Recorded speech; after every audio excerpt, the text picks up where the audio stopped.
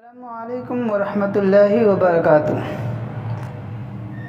آج ایک مسئلہ اور اس کے جواب کی وضاحت پیش نظر ہے۔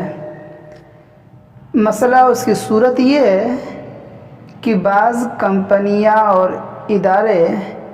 اپنے کسی ملازم کو اپنے ادارے اور کمپنی کے کام سے کسی شہر بھیجتی ہیں اور ان کو اس دوسرے شہر کے ہوٹل کے اخراجات بھی دیتی ہیں، لیکن بسا اوقات ایسا ہوتا ہے کہ جانے والا امپلائی اپنے کسی عزیز کے گھر رہائش اختیار کر لیتا ہے اور ہوٹل وغیرہ کے قیام کا پیسہ بچ جاتا ہے۔ تو کیا ایسی صورت میں جب کہ وہ امپلائی اب ہوٹل میں رہائش نہ اختیار کر کے کسی عزیز کے گھر رہائش اختیار کر لیتا ہے اور ہوٹل کے پیسے بچ جاتے ہیں، تو اس صورت میں بھی اسے اپنے ادارے یا کمپنی سے ہوٹل کے رہائش کے اخراجات کی رقم وصول کرنا جائز ہے یا ناجائز؟ اس طرح کی مختلف صورتیں پیش آتی ہیں اور ان کے سوالات پوچھے جاتے ہیں۔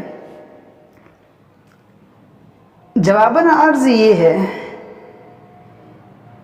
کہ اس رقم کی وصولی میں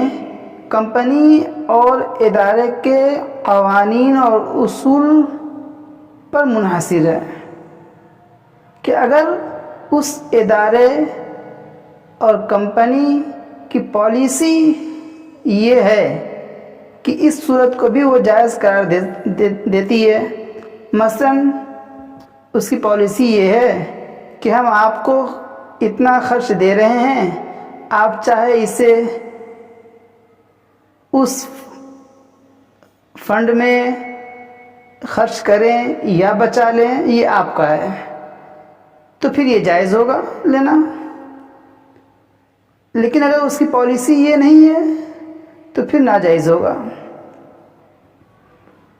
اسی طریقے سے بعض لوگ کیا کرتے ہیں کہ کسی عزیز کے یہاں ٹھہر گئے اور کسی ہوٹل کی رہائش کے اخراجات کی جھوٹی رسیدیں بنوا کر کمپنی سے وہ خرچ وصول کرتے ہیں۔ تو یہ جھوٹی رسیدیں بنوانا اور جھوٹے بل بنوانا اور اس کے ذریعے سے پیسے وصول کرنا ناجائز و حرام ہے۔